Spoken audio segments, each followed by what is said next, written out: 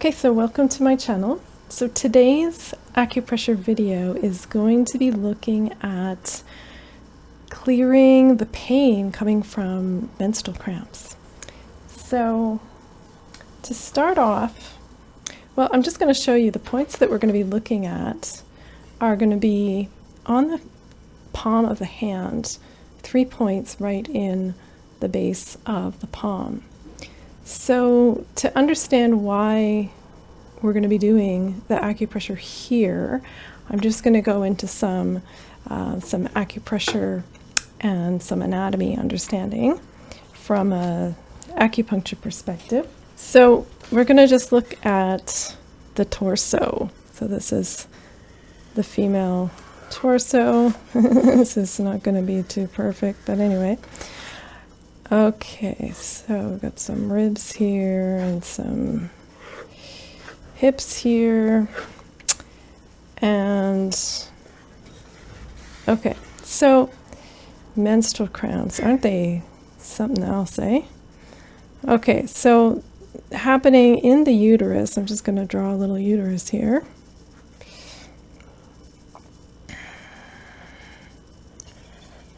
Some little fallopian tubes. That's a bit weird looking. Okay, and the uterus is a great big bag of muscle. Okay, now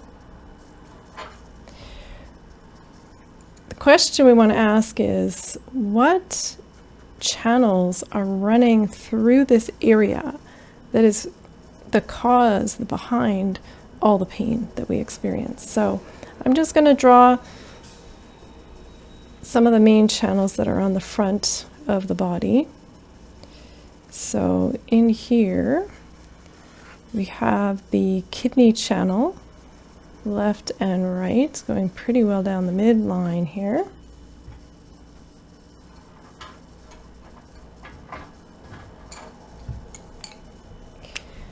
And then we have the stomach channel going down about, well, it's a little bit more this way. Sorry, it's not perfectly symmetrical here, but anyhow, going down that way.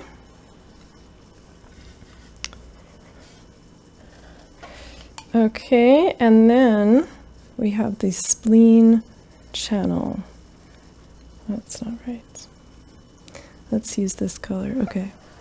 Spleen channel going right through these ovaries. Okay, so we want to get the whole thing. Okay, so now we want to look at our page here, and you want to think, when I'm getting these cramps down here, right? This is, the blood is not moving. Ouch. Ouch, pain. Okay, what is going on here? And this is the uterus, right? This is all this muscle, and we're getting crampings, all this muscle cramping, right? So what channels are going through this whole area? So let's just label our channels. Here we have spleen. Oh, this is really just ignore this. It's just one line, okay? Just pretend that's one line. Okay, this is stomach. Now you see, this is like it's like I'm drawing a map, right? This is like streets. I'm like labeling the streets, right? So this is the map of our body. We need a map of our body to understand, why is the pain happening here, there, and wherever, right? If we have the map, we can understand how we need to direct the energy. Okay, kidney. This is also stomach. So left and right, it's mirroring. Okay, so as we can see here, this uterus, we have the stomach channels and the kidney channels going right through it. Now there is another channel, some of you might know, going right down the midline, like right through the navel area. And yes, absolutely, it can be involved in this, but that deserves another video. It's a very important channel. It's going to get another video. For the sake of what we're doing today, clearing menstrual cramps, we're going to get a lot of traction just dealing with these channels. So this is enough for today. So the 6 channels with this cramping, the 6 channels are the kidney channels, left and right stomach channels. Okay. Now, what we're going to do is we're going to look at the hand. So I got a picture of a hand here today, so I don't have to draw on myself. Now, there are 3 main channels going through the palm. Okay, so in between, there's a couple of tendons here. In between these tendons is the pericardium channel that's going to go right kind of up the center, like so. And then we have the lung channel. This is about lung 9 right in here, where it's just going to come up this way, like so. And then finally we have the heart channel. So there's a tendon here. We don't want that. We want to come closer to the pericardium and come to the other side of that tendon. And so we're going to go up just like this. And we're going in between the pinky and the ring finger. So in between these metacarpal bones, right like that. Okay. So those are our channels. Now these points, first we have Zhangguan, which is right here. Okay, that's Zhangguan. Okay. And then we have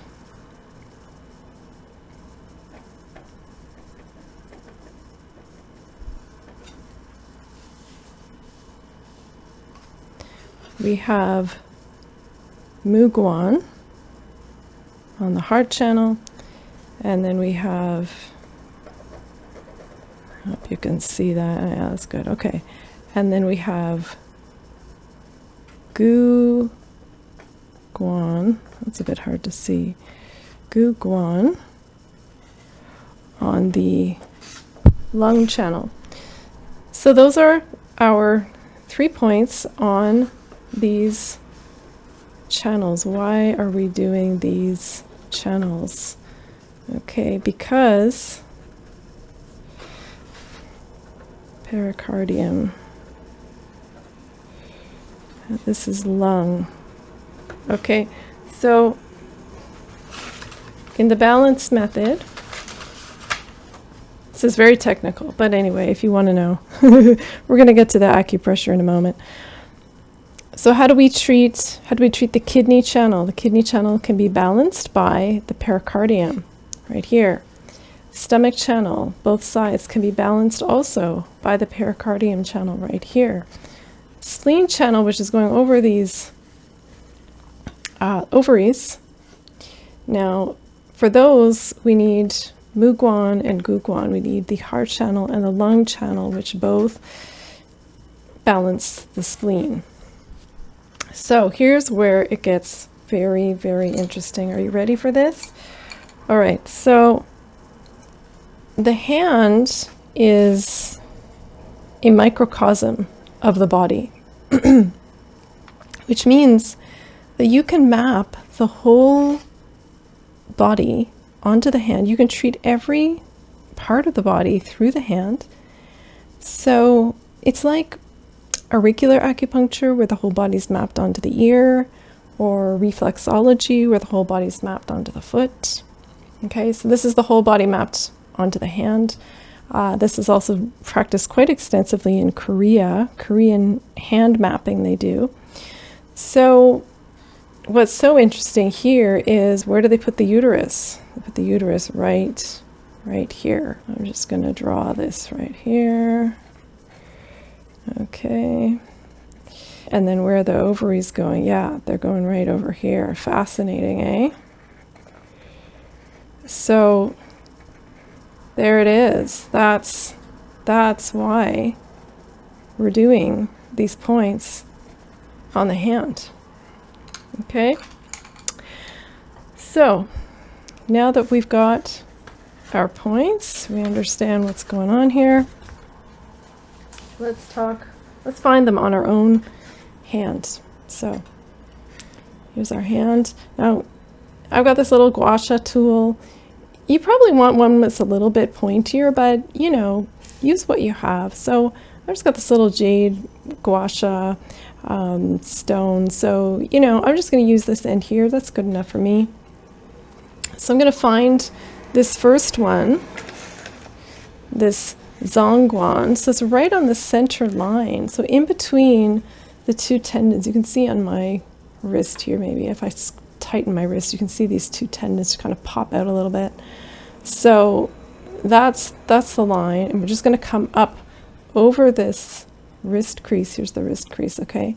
And so, you know, it's not very far up, just, you know, half an inch or less, right? And that's the spot. Now, you want to press hard into it. No, it doesn't have to be super hard, but, you know, you're going into the muscle tissue of the hand. Why? Because the uterus itself is a muscle. It's a great big muscle bag, right? When you know, it's that time of the month, right? The uterus muscles are contracting to move that blood out of the body, right? And then of course, right, having a baby, right? Well, what's doing all that work, right? All of these muscles here are going into major contraction. So we're just so because this is a muscle, we treat muscle with muscle. So we go into muscle here to treat the muscle here, treat our own uterus, right? So here we go. Now you want to really like see that is sore on me, okay? If you start to feel a spot that is like really tender, like you're kind of ouch, you don't really like it, just go as much as you can comfortably, but if you can dig into those sore spots, you're going to get a lot of traction from that. Okay. And then, so let's just try to find these other spots. So let's find Muguan. So we're just going over this wrist crease in line with this heart channel that comes in between the ring finger and the pinky finger, right? In between these metacarpals here.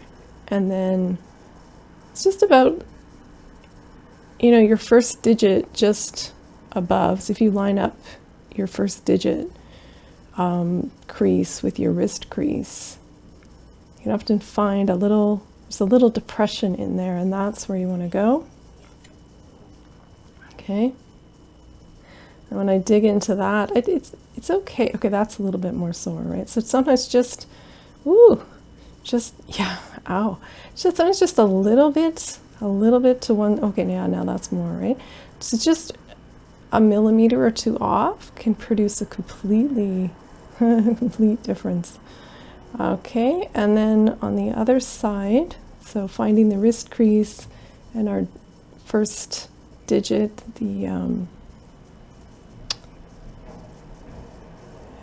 just like that. You can feel a little depression right in there, and that'll guide you. You get better at this once you do it enough times.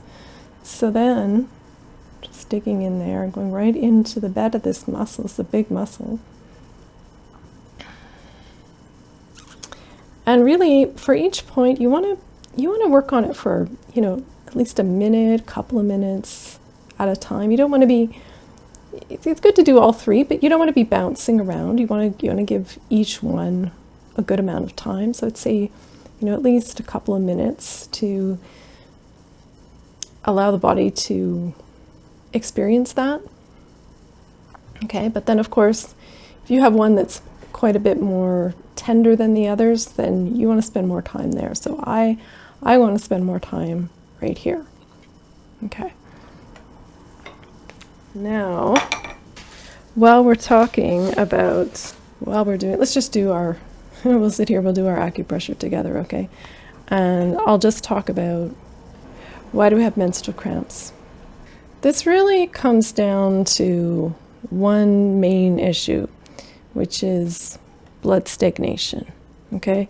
So this uterus here, right, the blood is just, it's stuck, it's like not moving. And that creates pain. With blood stagnation, when it gets severe, the pain is stabbing, okay? So if you've ever had that kind of pain where it feels like someone's stuck a knife right there, right?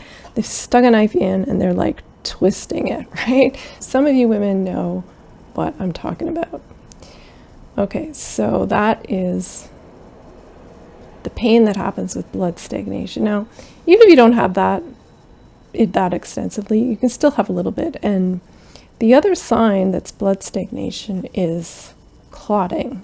So passing clots with your flow. And that's quite common. Often what you'll see, if you haven't, you might notice it after I tell you, is that after the clot passes, the pain tends to really clear, right? So if you've got a big clot, they can be small, they can be large. They can be like, little like pea-sized clots, or they can be like, like a quarter or more. So if you've got a large clot and you might have some cramping with that, and then once that passes out, then the pain usually goes away. Now with blood clotting, you also might get change in color of the flow. So when blood clots, it's not moving. When blood's not moving, it's not oxygenating. When blood has poor oxygen, it changes color. It changes to purple. It can also, if it's older blood, it's more stagnant, it can also change to brown. So that's one way that you can read blood stagnation very quickly. But also might show up is, and this is why we do this in acupuncture, we look at the tongue. So the tongue itself can change color, can turn slightly purple, like sometimes a pale purple, usually if a person's more on the cold side, or like a reddish purple if a person's more on the hot side. Okay, and so that's quite a lot there. You can see the marks. I've already made the marks on my hand. So it's the same on both sides. So let's experiment with see, when I go into there, that's ouch. It's very similar to the other side. So I've got work to do here. And so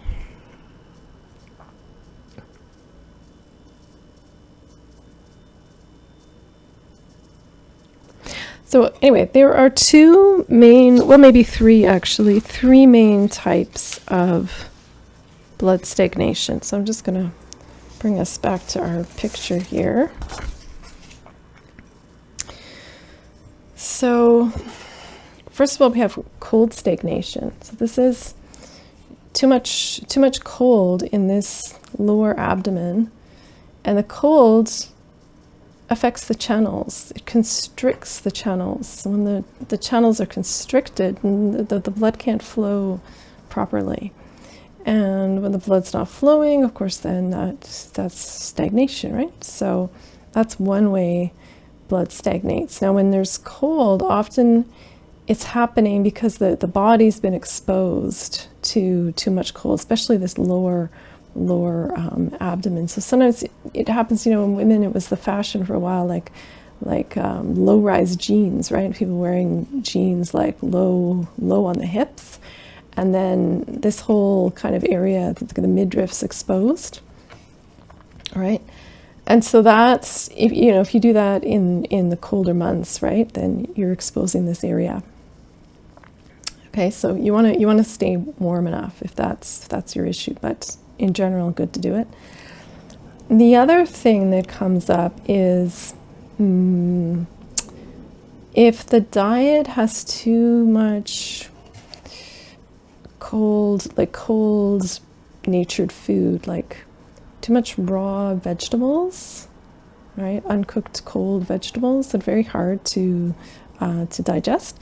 So that can create coldness in especially the stomach and the spleen channels, but those are going right through this whole area, right? So that's something you want to be careful of. If you are not doing well with cold like salads and a whole lot of raw vegetables, juices, like too much cold food, then if you're getting bloating and undigested food in the stools, then you really want to think twice about that, because it can lead to this cold stagnation. Now the other one is, well, let's talk about phlegm stagnation. So phlegm is like dampness. It's sort of like mucus in the channel, you could say. And it's a very heavy nature to it, so it tends to fall to the bottom. If you think of the whole abdomen as sort of like a big bowl, and then phlegm is a heavy cold energy, so it tends to drop to the bottom.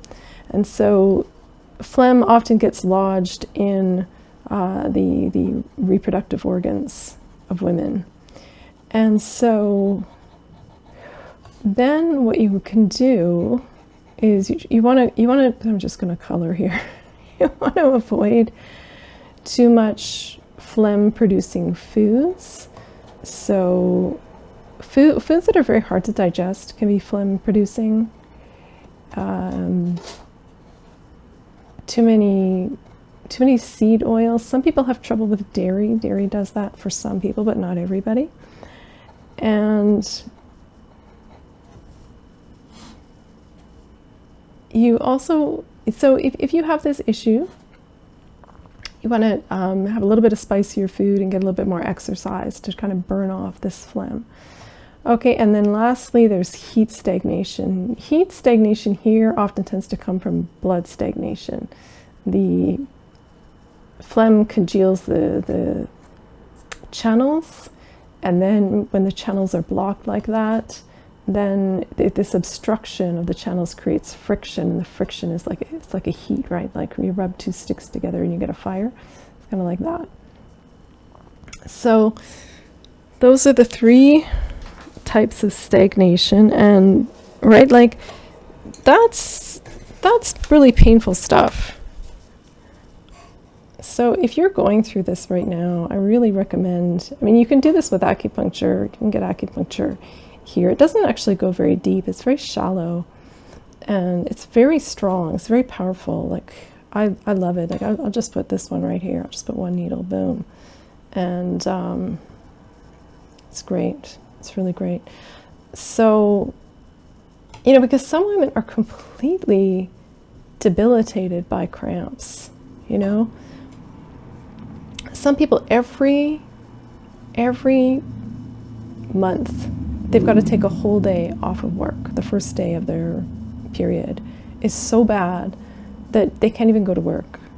And if you're living with that, I highly recommend you go see somebody, because it doesn't have to be this bad, really. But I know what this is like. I have to laugh at some of the things that I've lived through, because I in my early 20s got some really bad, completely out of the blue cramping that would just happen, like while I was at school or while I was at work, and it would just hit me like a truck.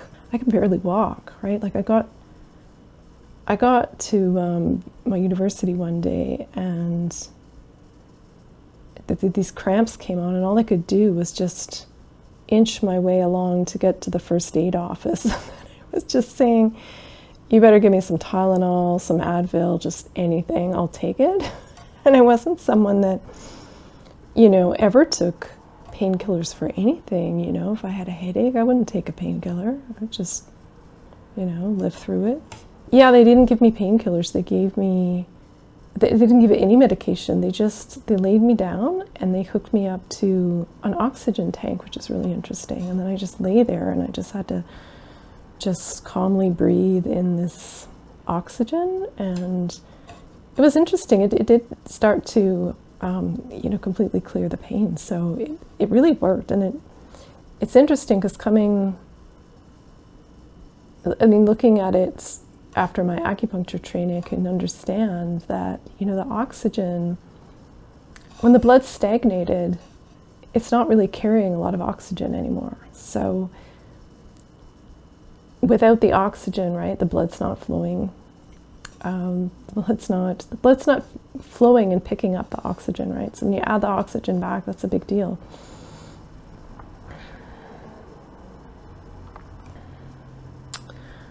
All right, so yeah, so you can do some deep breathing while you do this, or while you find yourself in a situation where you have this kind of pain.